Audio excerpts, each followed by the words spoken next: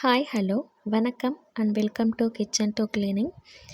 இன்றைக்கி நம்ம பார்க்க போகிறது தாபா ஸ்டைலில் கொத்தமல்லி வச்சு ஒரு பன்னீர் கிரேவி எப்படி பண்ணுன்னு தான் நான் ஷேர் பண்ண போகிறேன். நார்மலாக நம்ம பன்னீர் மசாலா, பன்னீர் கிரேவி, பன்னீர் பட்டர் மசாலான்னு நிறைய ரெசிபி பண்ணியிருப்போம். இது நார்த் இந்தியன் சைடில் தாபாலெல்லாம் கிடைக்கிற ஒரு ஃபேமஸான பன்னீர் ரெசிபி. கொத்தமல்லி ஃப்ளேவர் பிடிச்சவங்களுக்கு கண்டிப்பாக இந்த ரெசிபியும் ரொம்ப பிடிக்கும். நீங்களும் ஃப்ரீயாக இருந்தால் இதை ஒருக்க ட்ரை பண்ணி பாருங்கள்.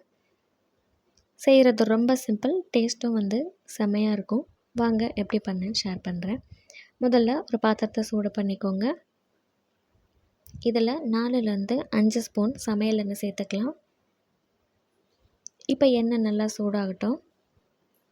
இதில் 2 துண்டு பட்டை, 3 கிராம்பு, 3 ஏலக்காய் சேர்த்துக்கலாம். இது கூடவே 1 ஸ்பூன் ஜீரகம் சேர்த்துருக்கேன். அடுத்தது 10லேருந்து 12 பல் பூண்டு, 3 பச்சை மிளகாய் கீறிட்டு நான் சேர்த்துருக்கேன். இந்த டிஷ்க்கு காரத்துக்காக நம்ம யூஸ் பண்ண போகிறது பச்சை மிளகாய் மட்டும்தான். நீங்கள் உங்கள் காரத்துக்கு ஏற்ற மாதிரி பச்சை மிளகாய் கூட்டவோ குறைக்கவோ செஞ்சுக்கலாம். இப்போ இதை நம்ம லேசாக வதக்கிக்கணும். கூடவே 10 முந்திரி பருப்பு நான் சேர்த்துக்கிறேன். முந்திரி பருப்பு சேர்க்கும்போது உங்களுக்கு கிரேவி நல்லா திக்காக இருக்கும், டேஸ்ட்டும் சூப்பராக இருக்கும். முந்திரி பருப்பு நமக்கு லைட்டாக கோல்டன் ப்ரௌன் வர அளவுக்கு வதக்கிக்கணும். ஃபைனலாக இது கூட ஒரு கைப்பிடி அளவு கொத்தமல்லி நான் வாஷ் பண்ணி எடுத்திருக்கேன். கொத்தமல்லி நீங்கள் தண்டோடு சேர்த்துக்கோங்க. வெறும் இலைகளை மட்டும் எடுத்திங்கன்னா உங்களுக்கு குவான்டிட்டி கம்மியாக தான் இருக்கும். தண்டோடு சேர்க்கும்போது உங்களுக்கு குவான்டிட்டி அதிகமாக இருக்கும். டேஸ்ட்லேயும் எந்த டிஃப்ரெண்ட்டும் இருக்காது. எப்போவுமே கொத்தமல்லி வெறும் இலைகளை மட்டும் யூஸ் பண்ணாதீங்க, தண்டுன்னு சேர்த்து யூஸ் பண்ணுங்கள், அதுவும் நல்லது தான். இப்போ இந்த கொத்தமல்லி நம்ம நல்லா சுருண்டு வதங்குற அளவுக்கு வதக்கிக்கணும்.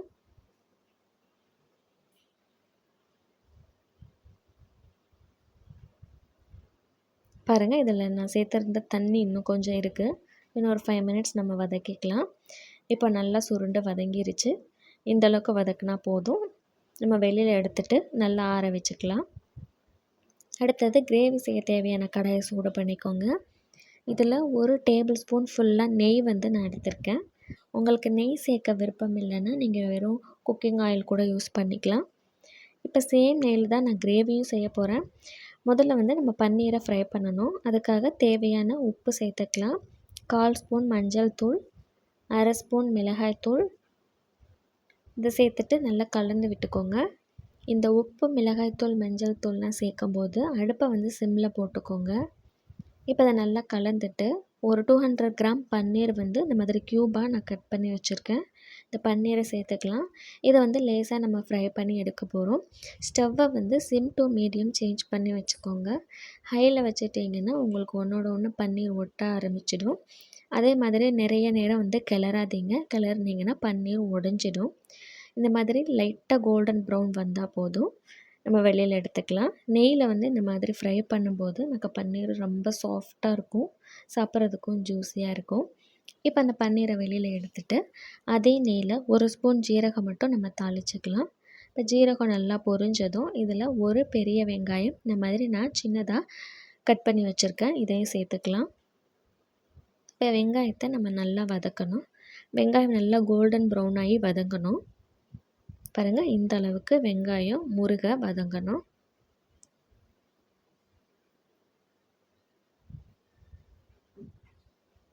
அடுத்தது 1 ஸ்பூன் இஞ்சி பூண்டு பேஸ்ட்டு நான் எடுத்துக்கிறேன். இப்போ இந்த இஞ்சி பூண்டு பேஸ்ட்டை நம்ம எண்ணெயிலே நல்லா வதக்கிக்கலாம். இஞ்சி பூண்டு பேஸ்ட்டோட பச்சை வாசம் போகிற அளவுக்கு வதக்கிக்கணும்.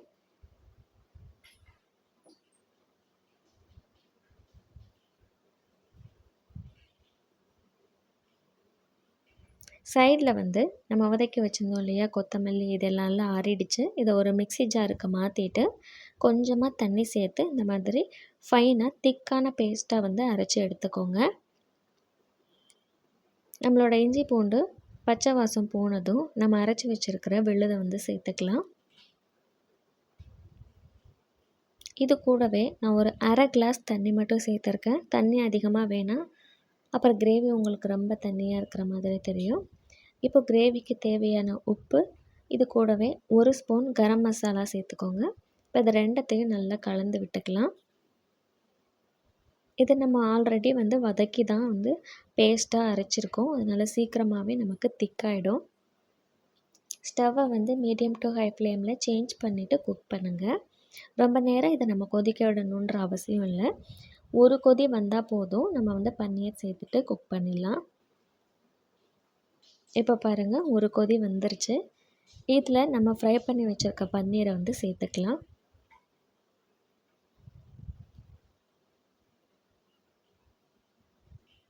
பன்னீர் சேர்த்துட்டு நல்லா கலந்து விடுங்க. இது ஒரு 2 to 3 மினிட்ஸ் நம்ம குக் ஆனால் போதும். நல்லா திக்காயிடும். சேம் டைம் நம்ம கிரேவியும் பன்னீரில் நல்லா கோட் ஆகிட்டு வரும். இது செம்ம ஃப்ளேவர்ஃபுல்லாக இருக்கும். சப்பாத்தி, பூரி, ஃபுல்கா, ரொட்டி கூட சாப்பிட்றதுக்கு செம்ம டேஸ்ட்டாக இருக்கும். கண்டிப்பாக நீங்களும் ஒரு மாதிரி ட்ரை பண்ணி பாருங்கள்.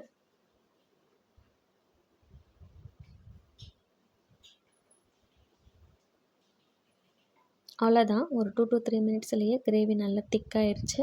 உங்களுக்கு பார்த்தாலே தெரியும். இந்த கன்சிஸ்டன்சி கரெக்டாக இருக்கும். நம்ம ஸ்டவ் ஆஃப் பண்ணிவிட்டு இறக்கிக்கலாம். அவ்வளோதான், சூப்பரான தாபா ஸ்டைலில் கொத்தமல்லி பன்னீர் கிரேவி ரெடி. வீடியோ பிடிச்சிருந்தா கண்டிப்பாக ஒரு லைக்கை போடுங்க. மறக்காமல் உங்கள் ஃப்ரெண்ட்ஸ் அண்ட் ஃபேமிலி கூட ஷேர் பண்ணுங்கள். அப்படியே சேனலை சப்ஸ்கிரைப் பண்ணிவிடுங்க.